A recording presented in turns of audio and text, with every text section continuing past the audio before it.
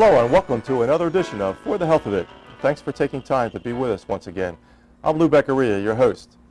I have the privilege today of presenting an amazing lady who has addressed a hidden healthcare related issue that most of us would never think exists. My guest is Peggy Dolan, who's the founding executive director of a nonprofit community service organization known as the Kellyanne Dolan Memorial Fund that has been active in the Phoenixville area for some time and is becoming even more active now. Peggy's organization addresses the uninsured needs of families with terminally ill, chronically ill, and critically ill children. These needs are the ones that I earlier referred to as hidden. They often cause devastating financial and emotional impact on families. You're going to hear some information and get a glimpse of a slice of life that I guarantee you will make you look at your life in a different way and thank God for your blessings. So without any further ado, let's welcome Peggy Dolan For the Health of It, and thanks for being with us, Peggy. All right, good morning, Lou. Okay. Thanks. Well, let's start from the beginning. What is the mission, really, of the Kellyanne Dolan Memorial Fund, and how did it get started?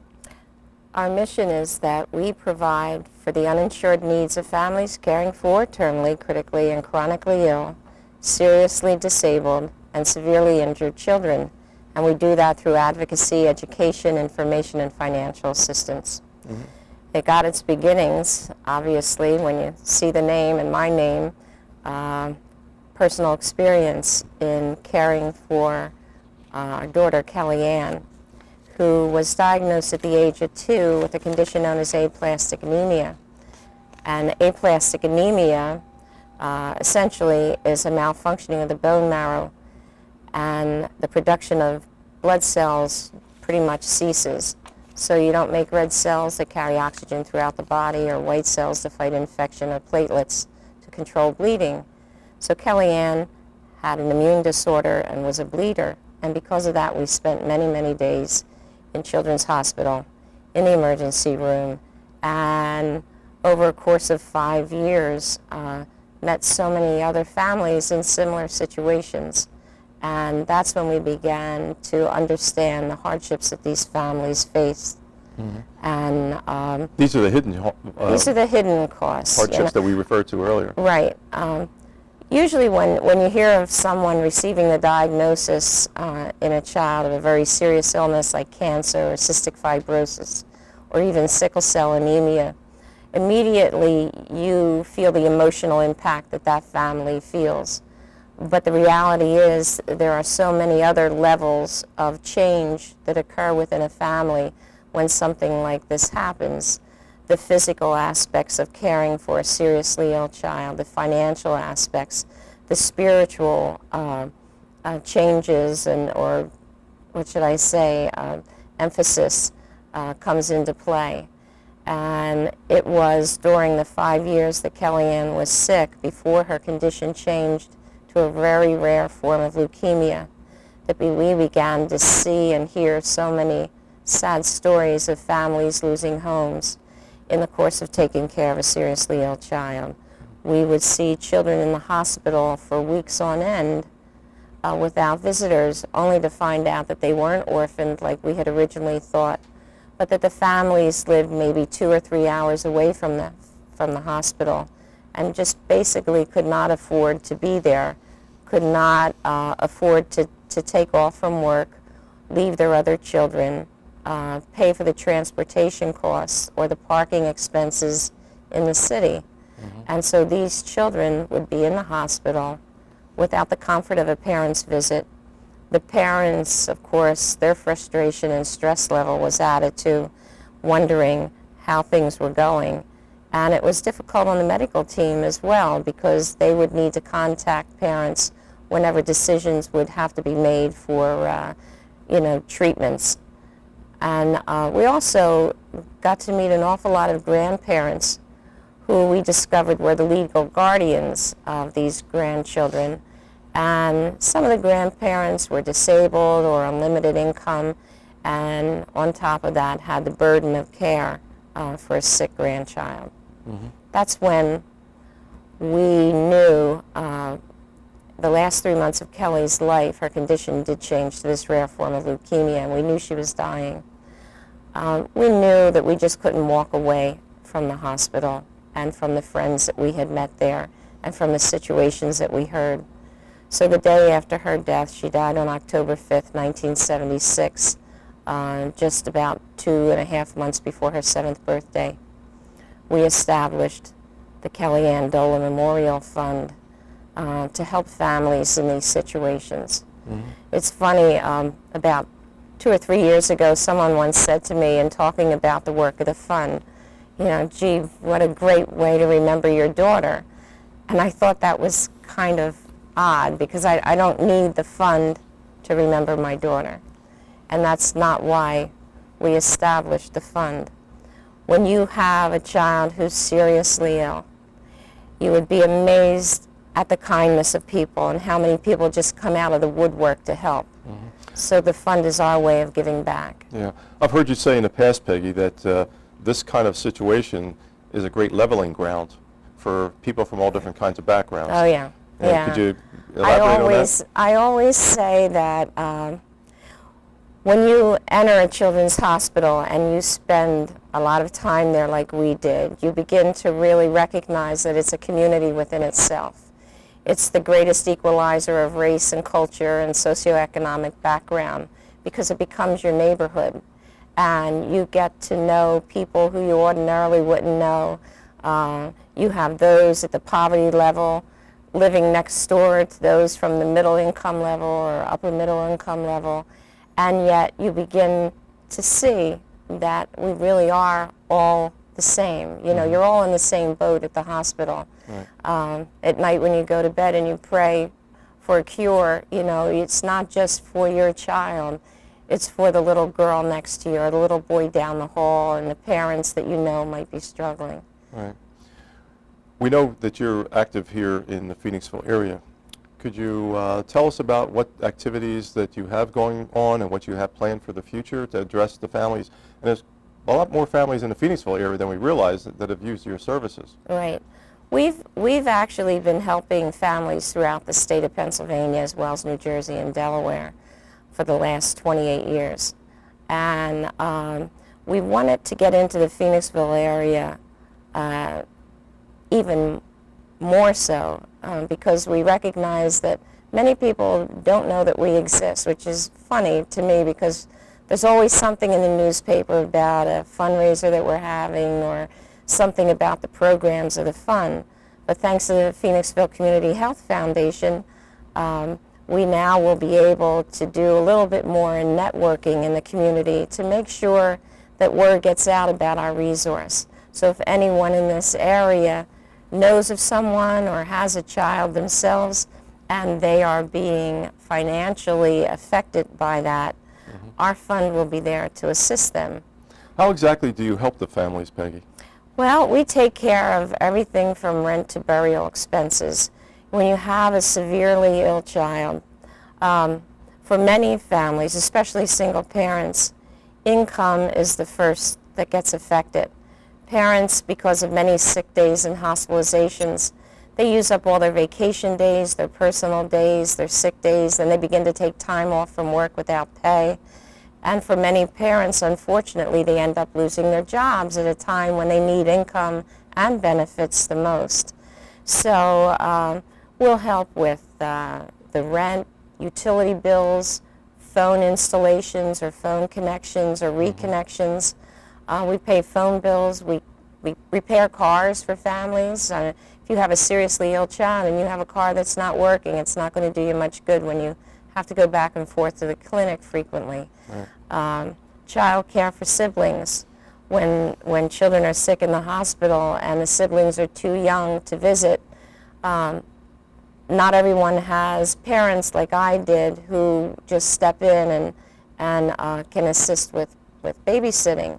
And so their child care costs rise. We take care of a lot of things that you would think are covered by insurance, like air conditioners. Like this time of the year, we begin to get an awful lot of referrals for air conditioning for children who have cystic fibrosis or severe asthma or very serious kidney, heart, and liver diseases. These children need to be in climatically controlled environments or else they go into a crisis. Mm-hmm. When they go into a crisis, they're sent to the emergency room, they're in the intensive care unit, or they're in for a long hospitalization. Not to mention what happens to the family dynamics when the parents have to lose time from work and the children have to be scattered, maybe to friends and relatives. Insurance will not cover the cost of a window air conditioner, but they cover the cost of thousands of dollars in medical expenses when a hospitalization occurs. Yeah, that seems kind of crazy. And these situations that you're depicting are not rare kinds of things. I mean, no. This is everyday occurrence in all of our communities and right here in Phoenixville as well. That's right. Okay. That's right. How, other than people calling you if they need help, how can others in our community be involved in the Kellyanne Dolan Memorial Fund, Peggy? Well, we're always looking for volunteers in our office, on our board, in our various committees. We do a lot of public speaking. We go out to Rotaries. We could use people to help us spread the message of the needs of the families that we address. And we're working more and more with schools. I'd like to get some of the schools in the greater Phoenixville area involved. Tell us about those the special events that you have. They're pretty successful in other areas, and I know you'd like to do more here in Phoenixville. What are the school events? Well, the school events that really start anywhere from preschool and all the way go to the university level involve walkathons, volleyball marathons, all sorts of different ways of fundraising, dress-down days. What I really prefer doing, though, is going into a school and addressing an assembly and talking about meeting life's challenges and how you think you might have your life planned and things go awry. That doesn't mean it's over. That means your life is going in another direction. And giving back, excuse me, giving back to others in the community. And that we all need to reach out and help, when you see a need. Mm-hmm. And that one person can make a difference. Right. Okay. How are you funded overall? I mean, what is your budget, for example, and how do you actually meet that budget year in and year out, Peggy? Well, our budget keeps rising every year, and we should be at about $700,000 this year. We need to raise money, as I say, through the foundations, the private foundations and corporate foundations. We're a donor choice member of United Way, so we get money from the United Way appeals. We do an annual appeal. We have fundraising events that we put on all the time, and the children's events, and just people who send in memorial donations to the fund. Just a varied way of raising money. We've never received government funding as yet. That's amazing. Okay, we need to take a break right now for a commercial, and we're going to come back and talk more about the Kellyanne Dolan Memorial Fund. And stay with us. When we come back from commercial break, we'll be talking with Peggy Dolan again about the Kellyanne Dolan Memorial Fund. Stay with us.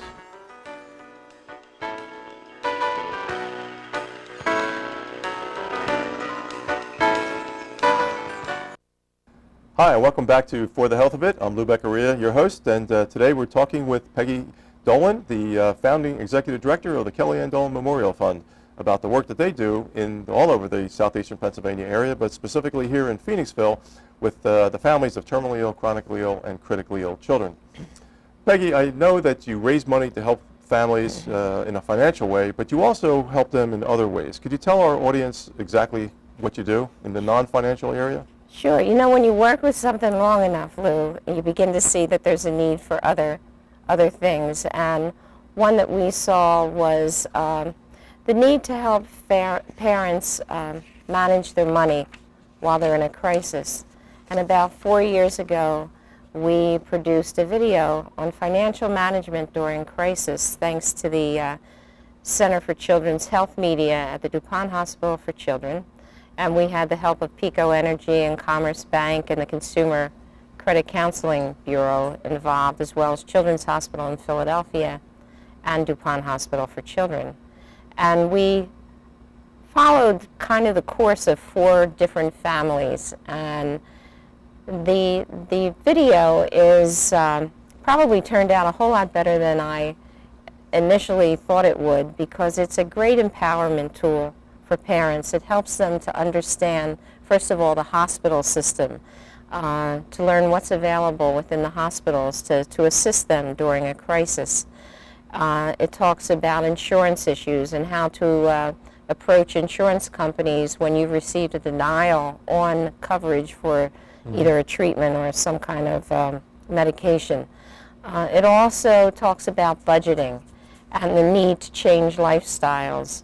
But the other side of the video is that it's become a sensitivity training device for anyone in the healthcare field, especially those studying for social work or nursing or even doctors. And the video itself gained national exposure when the Philadelphia Inquirer did a major article on it back in 2000, and it was published in 70 newspapers around the country.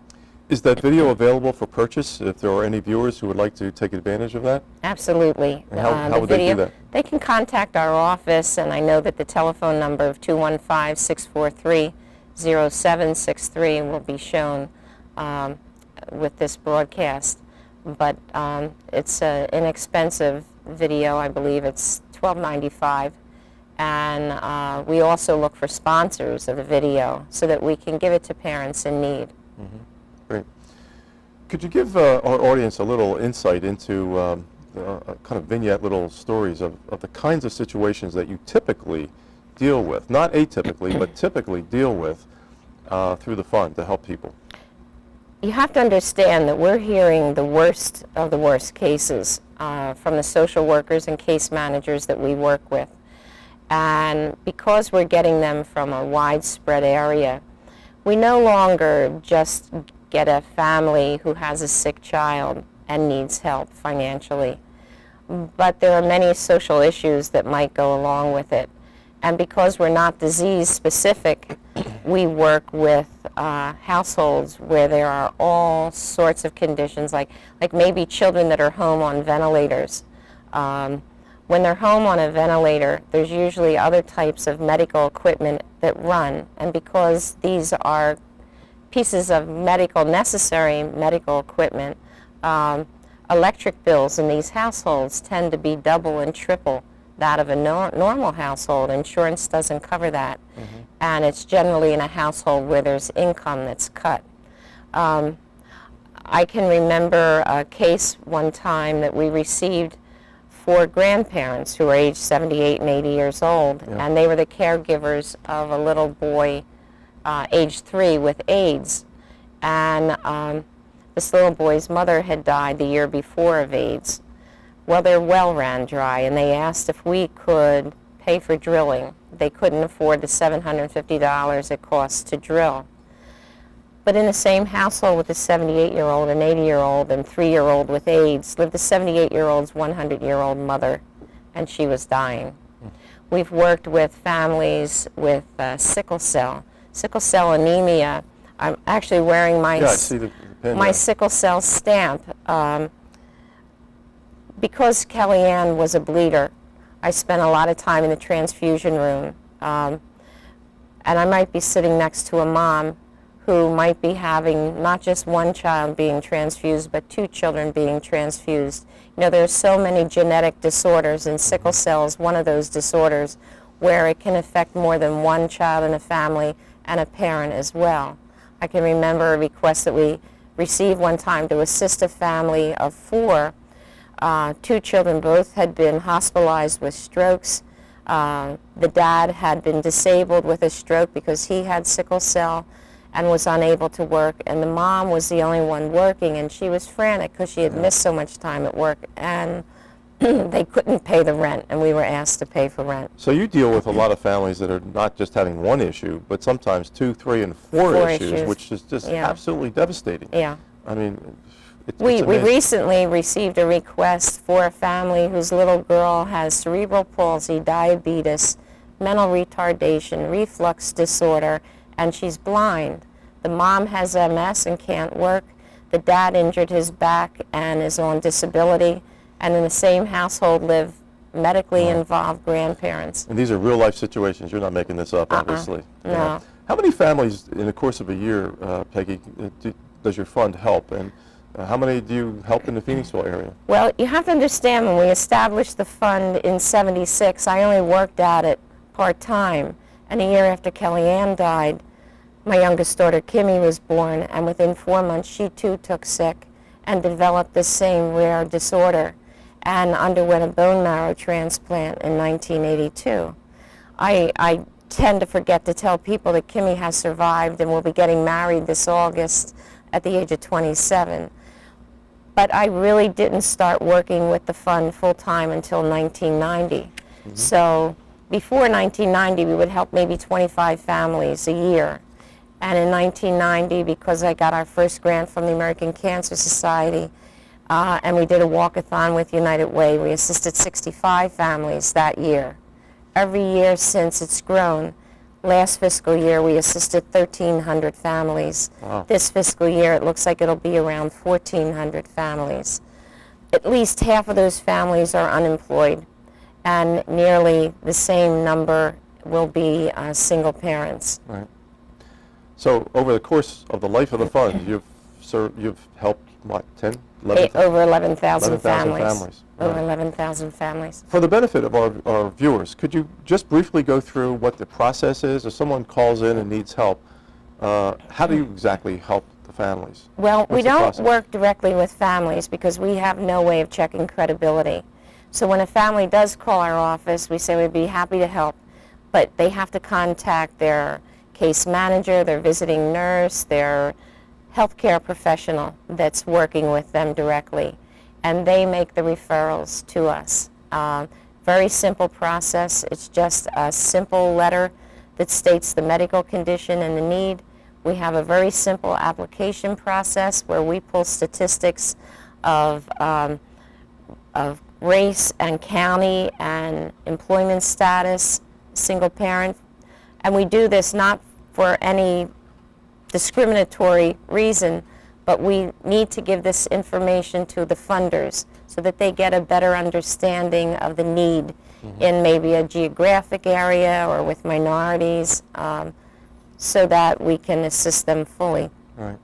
Peggy, what are the biggest challenges that you have faced in the past in the development of the fund and currently are challenges for you? Well, in the beginning of the fund, all we knew was the need. We had no clue how to go about managing a nonprofit organization or raising money. To me, raising money was baking cakes and taking it to church. So it took a long time to gather information and learn how to write a grant and where to go for grants. So I have reached various plateaus in growth that have been so frustrating. And you know, at one point we were all volunteer, and because the activity was so great and our need to become more efficient and more accountable for the monies that we were raising, we needed to become a more professional organization and to hire people. And that was like a level that was very difficult to get beyond. And now, of course, our main objective is to continue raising more funds and more awareness. Personally, for me, I see my job as major advocate. If I can't do something to create some changes with insurance and with government issues for families so that they don't lose their homes while caring for sick children, then I feel that all that my work so far has been for nothing. What's the gratification that you get out of this kind of work, Peggy, and the people who work with you? I know you have some staff as well. You have to understand that Kelly and Kimmy were blood users, for one. They would be transfused anywhere between 5 to 15 times a month. They used probably close to, if not over, 800 units of blood products during the course of their illness. I never got to see the faces of the people who donated blood to say thank you. I have such a debt of gratitude to the community, to this Delaware Valley that we live in, of people who help. And you're active with the Red Cross now. I'm active. I've been on the board of the Red Cross, and actually I'm chair emerita now of the American Red Cross Blood Services for the Penn Jersey region and a spokesperson for the Red Cross. My gratification comes from the ability to give back. If I work at this job till I'm 100, I will never be repaid, so I have a long way to go. And then when we get a thank you letter from a parent and they express how much our help meant to them and the fact that someday when life gets better that they will give back the way we have, I can't ask for more than that. Yeah, that's wonderful. What are your future plans, Peggy, for the fund? Well, we've tried to set up branches in different areas. Actually, before 9/11, we were getting referrals from 29 different states. Each time we would hear from a new hospital, a new social work department, we would hear excitement from them of learning about our organization because they say that there's nothing like us out in their area.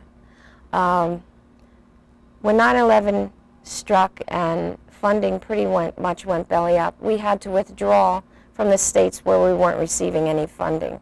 And that's why we're only in Pennsylvania, New Jersey, and Delaware now. I know that this is a national need, and we need to get back into the other states and start setting up branches of our organization to help the families so that they don't fall through the cracks and that they get the necessary help that they need. Have the corporations and foundations in the community responded to help you in this regard in terms of your advocacy and providing the services that you provide? The foundations and corporations have been wonderful, and the corporations not only fund us financially, but we've got great partners like the Spirit of Philadelphia, who donates the entire ship to us. The ship holds 500 people. They donate the ship to us twice a year, once for us to use as a fundraising venue, and once to use as a family fun day respite cruise. This April, the 17th, we'll take about 400 and some parents and siblings and children, the patients themselves, out for an afternoon cruise, and we'll have 2 clown clubs and dancers and DJs, and it'll be a regular party for these families who would not be able to do that. We have employees at Commerce Bank. All I need to do is email my contact at Commerce Bank headquarters, and she will email their employees whenever we need things like beds and clothing and appliances, furniture. We will get a truckload of donations in that respect. It's nice to know that the community is responding so well, and we only have about 30 seconds left in the show, but I'd just like to get another plug-in for the fund for volunteers and for donors. Absolutely. For the fund. So could you give us the website and the phone number again, and very briefly tell us how they might get involved in the fund? Well, basically, please give us a call. We'll talk about what you would like to do and what your talents are. We can use graphic artists, we can use writers, we can use volunteers to help just with material things in the office. But the best way to do it is to call us at 215-643-0763 and visit our website at www.kadmf.org. Okay. Peggy, thanks very much for being on the show. Thank you. You do wonderful work. And we didn't mention all the awards that the fund has gotten over the years. Among them, the GlaxoSmithKline Impact Award and the Eastern University Nonprofit Excellence Award and the National Caring Hall of Fame that you're in. Yeah. So I feel privileged. Take care. Thanks a lot for being with us. Thank you. So until we meet again on another For the Health of It show, remember, play nice and be kind to each other. I'm Lou Beccaria, and I'll see you later.